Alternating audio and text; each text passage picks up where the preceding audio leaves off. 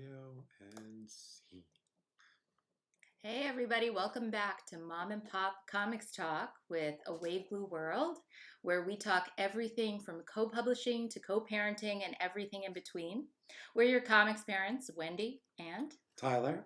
Chin Tanner, and we have a very special episode for you tonight, our second Deadbeats 2 episode, where we talk everything from co-publishing to co-parenting and everything in between. We're your comics parents, Wendy. I'm going to get rid of that. Sorry. Twitter. Sorry about that.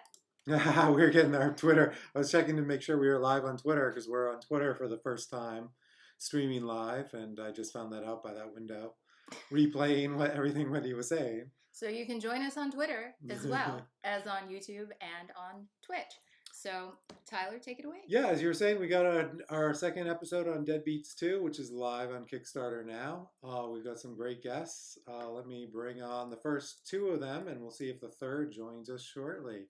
And here we are, guys. You are live with us. We've moved over to this window. And welcome to the show. We've got Eric Palicki, editor of Deadbeats 2, one of the editors, and Val Halverson, who's been drawing the interstitial storylines with the shopkeeper, filling it or taking over from Lisa Sterl, who drew them in the first one. So guys, thanks for joining us. Joe, the other editor, might be joining us shortly. But until then, Eric, why don't I start? Let you introduce yourself a little bit more, and then Val, I'd love to talk a bit about you as well. So Eric, if you want to introduce yourself to everybody. Sure. Hi, everybody. I'm Eric Palicki, comics writer and editor. Number of titles that I've edited for A Wave Blue World include Maybe Someday and All We Ever Wanted, as well as the original Deadbeats, which I co-edited with Joe Corallo, who hopefully will join us later. In addition to that, I've written a number of titles, including No Angel, Atlantis Wasn't Built for Tourists, and the upcoming Blacksmith. Specifically about Deadbeats, for those that don't know, Deadbeats is an anthology of music-centric short horror stories, all centered around items that are for sale at the fictional Deadbeats record store. Deadbeats, the record store, is owned and operated by our mysterious shopkeeper, and those interstitial stories are woven in between the individual pieces in both Deadbeats anthologies. And Joe, welcome. Coming in right at the beginning.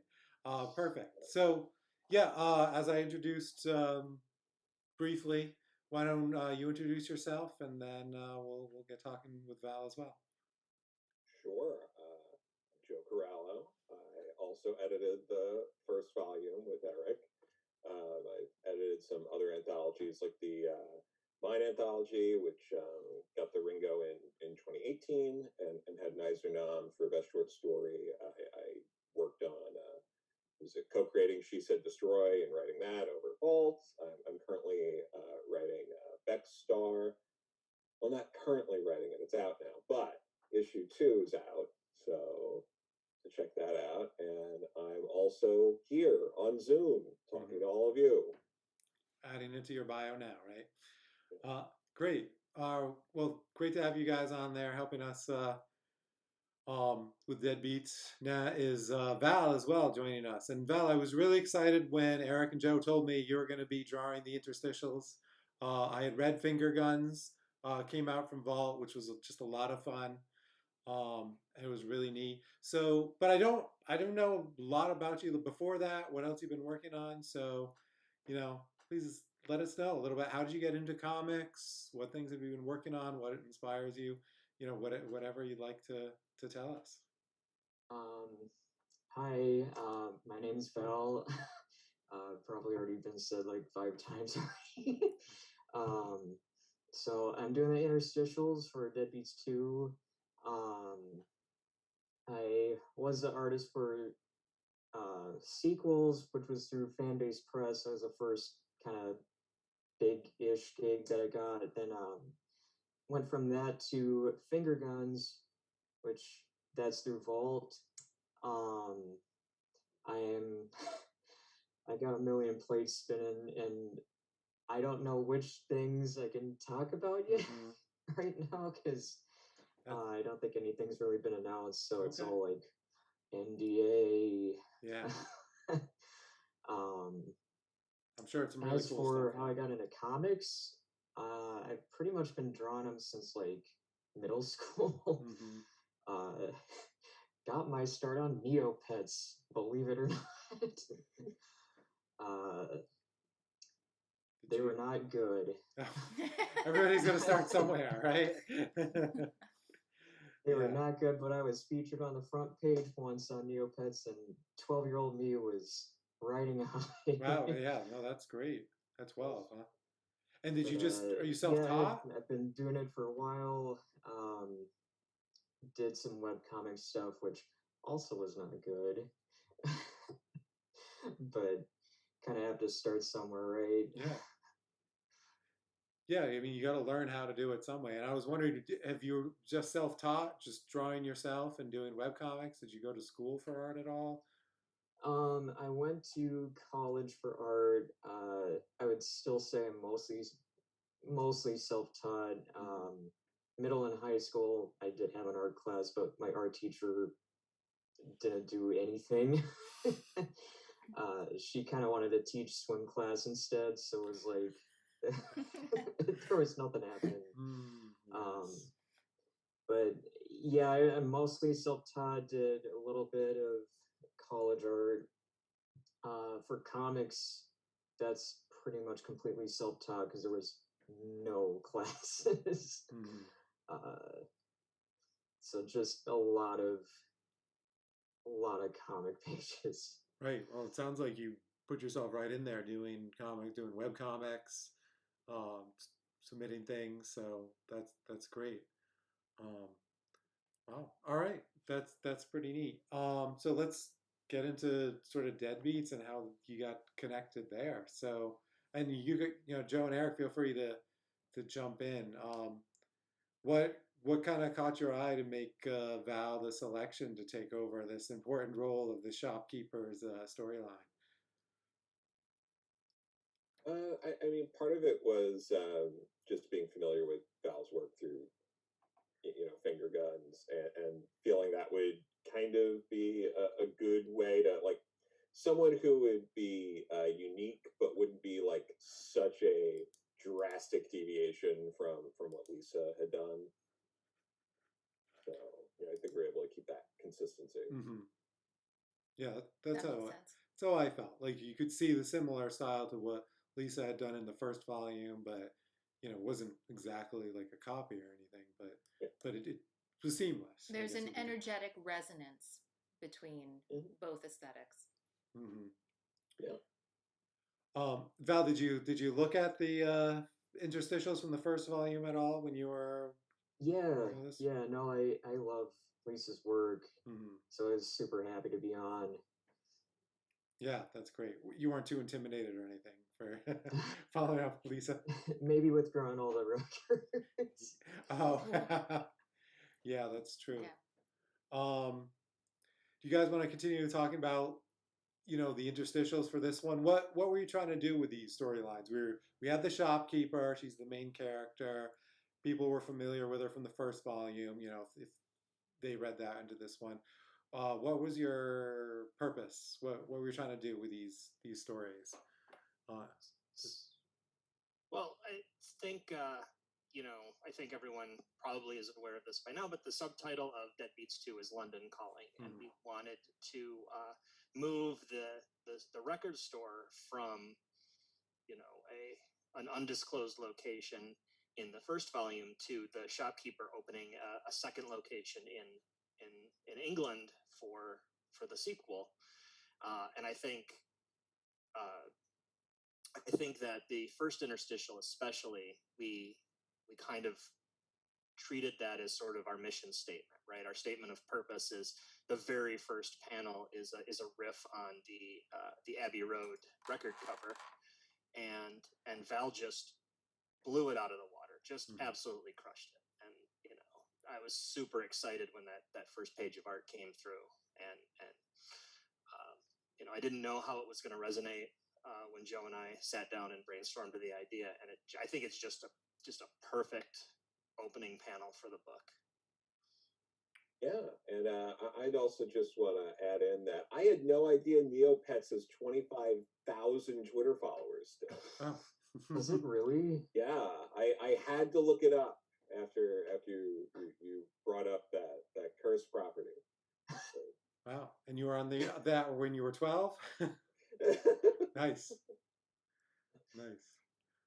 Cool. All right. Well, following along, I mean, with that, with the interstitials. So with London Calling. So what else did we have in this storyline that you wanted to hit in terms of letting people know what was going to be different about this volume? I don't know. Anybody else? Joe, do you have anything else to add on? No, sure. I mean, we wanted to do something a little different with these interstitials than we did with the first one. The first one was, getting an idea of the shop and things like that. Here, we obviously we expand on that by moving it to another location, and I don't want to kind of spoil how we're going to end it, but we kind of go with that theme of exploring some new places. So that's kind of what we wanted to do here with that. And we've also just from the stories we've been getting into, there's a lot of it's very different story-wise than what we had in the first volume, which has been nice because a lot of this stuff, like organizing an anthology and getting people together to kind of put out these stories, you have to give certain guidelines, and it's easy for a lot of those stories to end up becoming kind of similar because it's a fairly specific kind of story we're asking for, but we do have an interesting sort of array of stories. There's not really overlap from the first volume, although there is one story that does outside the interstitials that does reference the first volume. So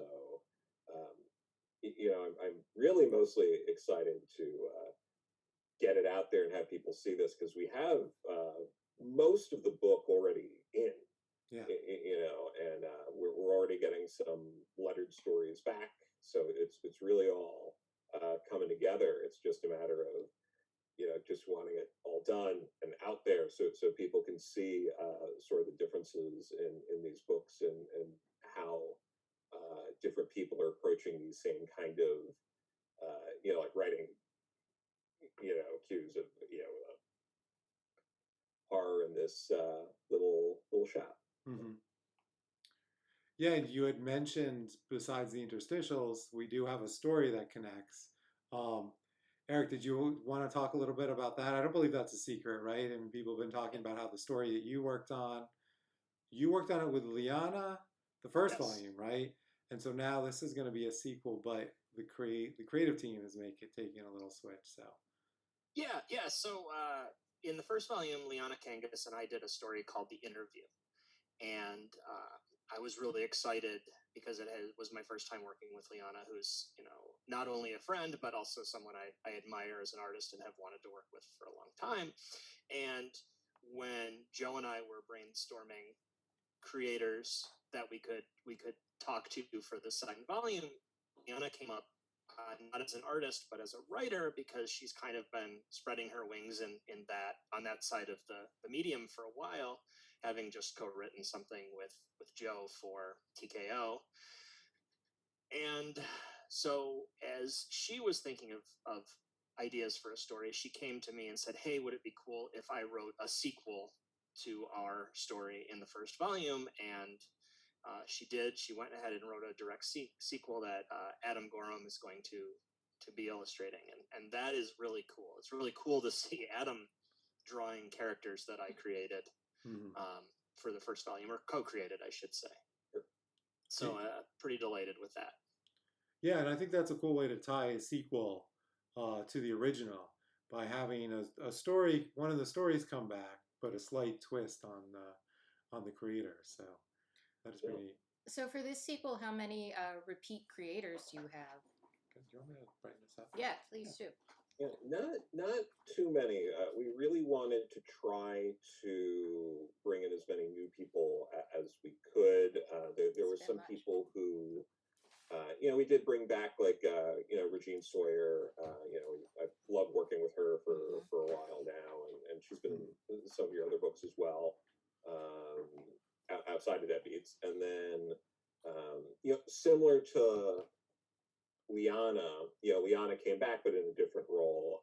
We sort of did the same thing with,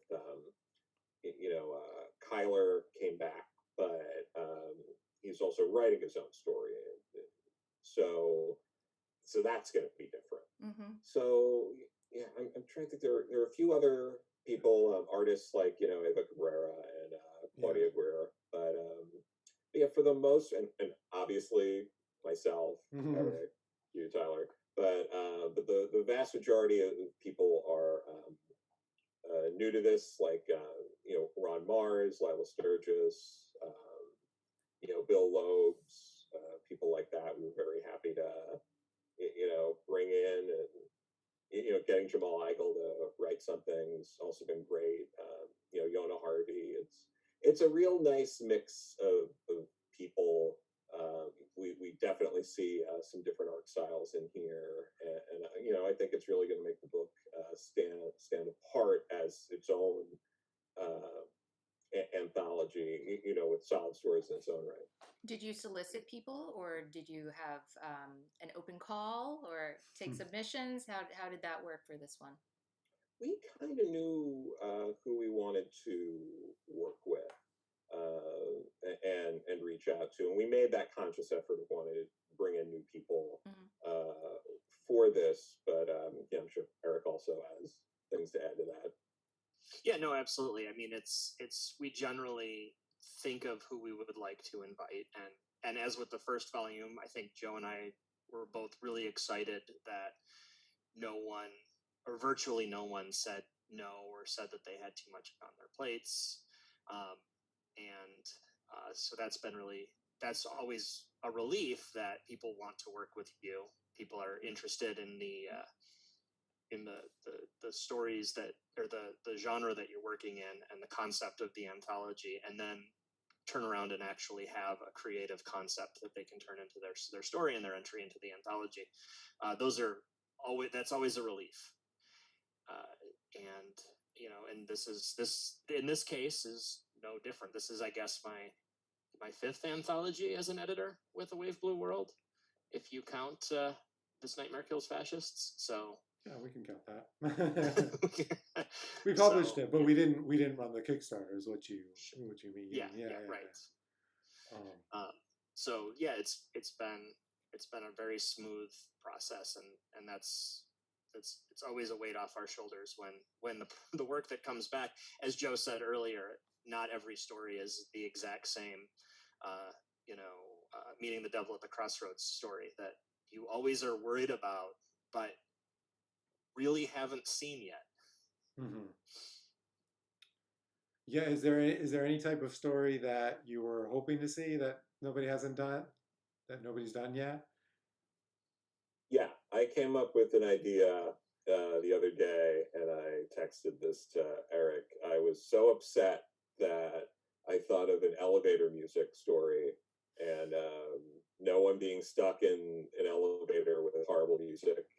No one came up with a story like that, and I am upset to this day about it. Would have been good for the anthology. Oh, wow. It would have been great. Next time, you just have to get somebody and be like, you know what, you have to do for this.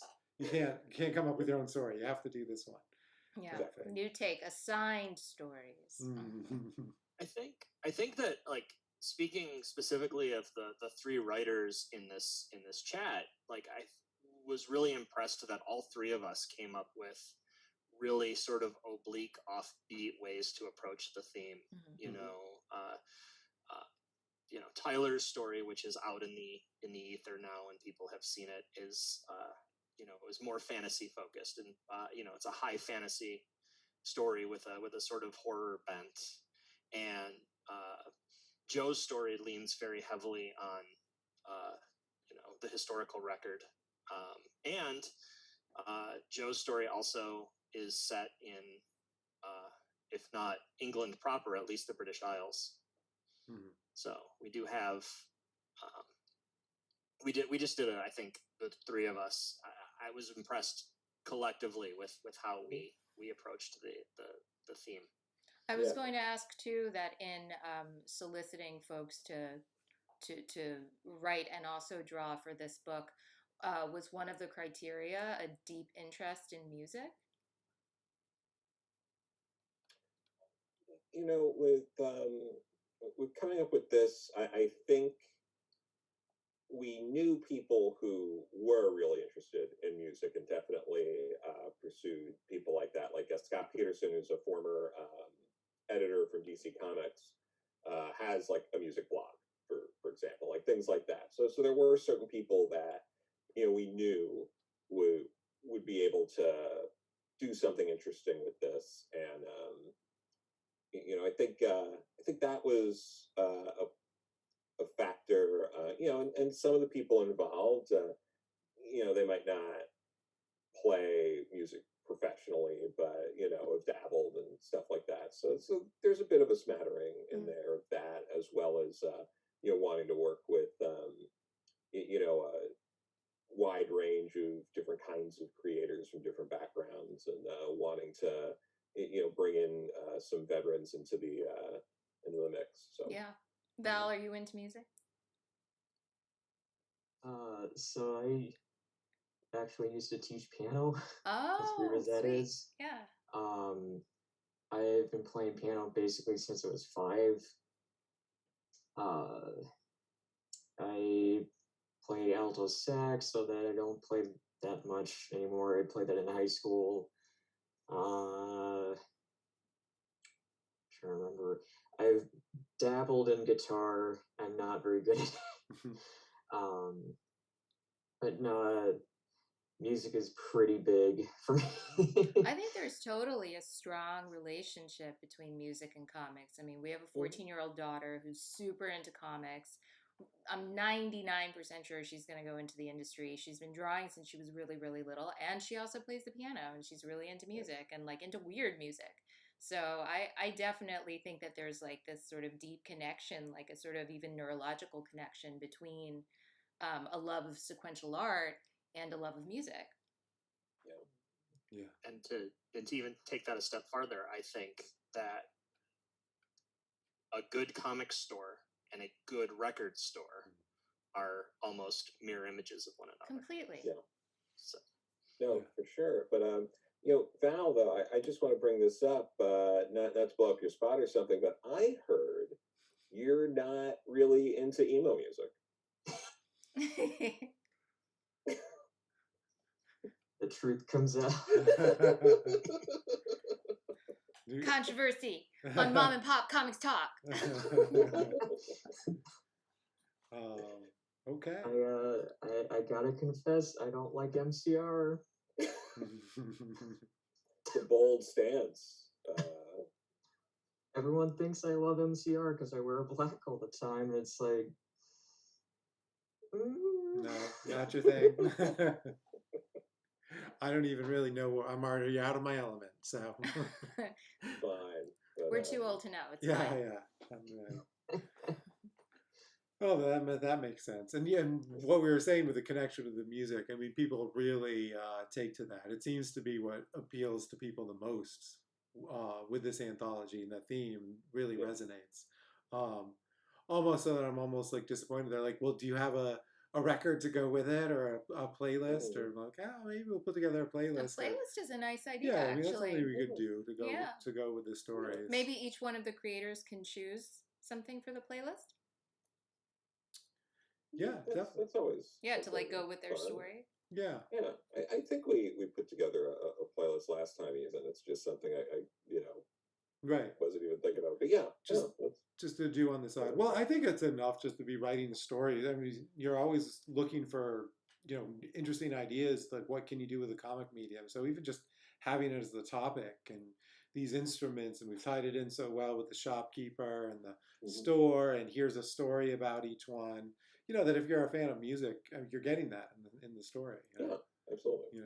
put on, as we said in the description or something, put on your favorite album and crack open the book, you know. So it doesn't necessarily have to be a set playlist. Yeah, for sure. We were saying with the stories. So what do you think in terms of what people turned in? Was there a lot of people sticking to the London UK theme?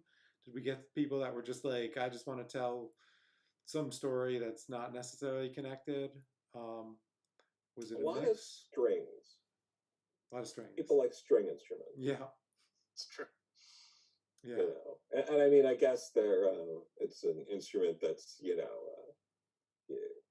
probably easier to kill people with than some others, but yeah, Also, it's the jump scare music. Right. this is true. Yeah. So, but yeah, a little string heavy. Everyone kept pretty close to the music theme, which that was the like, you have to do this, but Right. like yeah, there's a little bit of stories that either could be anywhere or a couple, like the one I did that's very specific to that region. So yeah, it works. I think a lot of people will also just run with it as a the Clash reference. Right. Mhm. Yeah, for sure. I mean, I tried to put mine in the basic world, like it was a fantasy story set in medieval times. So it was like, but that's a connection to the British Isles. So For sure. Oh, I should have said it was someone was stuck in a lift then. Oh, right. Yes, Okay, exactly. okay, The lift. okay. Do they call it lift music in the UK? Yes. They do. That's the Yes. actual name for it. Lift music. Yeah. You should know that. I didn't. Sorry. I didn't. We. We didn't have an elevator in our. We just had steps. That's true. Yeah, Yeah. I No, should know. we lived in London for like 5 years. 5 years. Yeah, off and Yeah. on when Maddie was born, for Yeah. sure. Yeah, I and I didn't- lived there for 15. So I didn't get out a lot though. no, yeah, that's true. We had a new baby. For sure. So cool. Let's get back to you a little bit. You've done horror before, right? I know Finger Guns wasn't that horror-y, but you have a background in doing horror comics? Yeah. That's pretty much the main thing that I draw. Actually, I've written and drawn my own comics. At some point, I'll have more of those. Right. But no, I would say horror is kind of my wheelhouse or whatever. Mm-hmm. But after Finger Guns came out, everyone's like, "Oh, your style is like Archie." Yeah. Yeah. Well, I was surprised when I saw that you were like a horror guy, which made sense, a horror type artist. So the upcoming stuff, I can't talk about it, but have you managed to get back into this horror thing, or people? Some of it, yeah. Yeah. Okay, that's good. So we'll look forward to seeing some of your new stuff in the horror field. That's pretty neat. All right.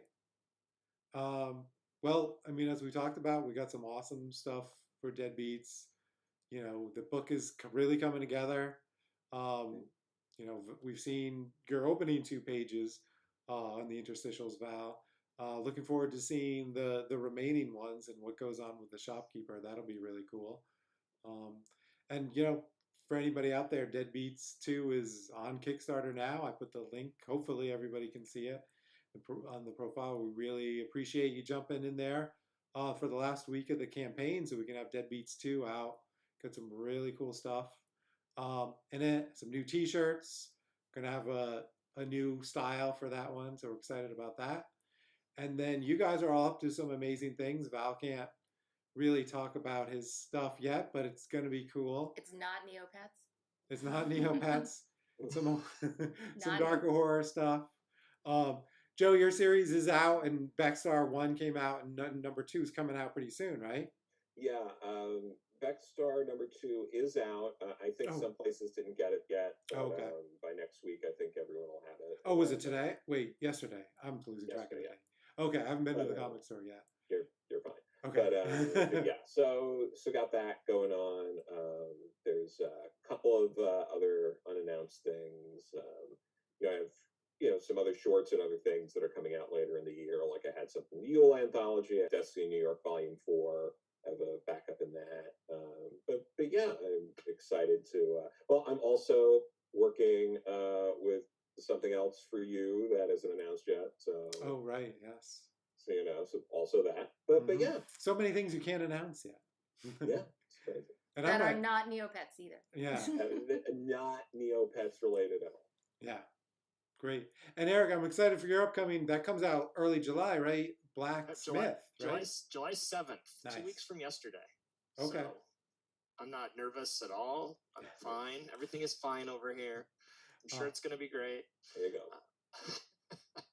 go. Yeah. Blacksmith #1 on the 7th from Ahoy. Yeah. Ahoy Comics, Werewolf Private Investigator, right? Private, Don't yep. be- Werewolf PI in LA. With a hook like that, I mean, it sells itself. Go out and get your copy on July 7th. Liana's doing the covers, right? Yeah, Liana's doing the covers for the whole series. We've got some really cool variant covers, Jamal Eigel, and then more TBD. Great. So a lot of Deadbeats connections there. So yes, we're excited for that. So that's great. All right. Well, I mean, unless you guys have any last spoilers, or non-spoilers that you can say for Deadbeats, I think we'll let people go back the campaign at this point. We're almost done. Get yourself that exclusive Lisa Strahl cover. We got some amazing interstitials by Val right here. And the three of us all have stories as well as helping bringing this to life. So, yeah, super excited. All right. Thanks for joining us. And we'll sign off and then we'll come right back to you. Okay, thanks. Let's just switch scenes. Thanks for coming to this episode of Mom and Pop Comics Talk. We'll be back in 2 weeks with a new series, I think on retailers, our absolute favorite retailers in the country. And in the meantime, don't forget to wash your hands.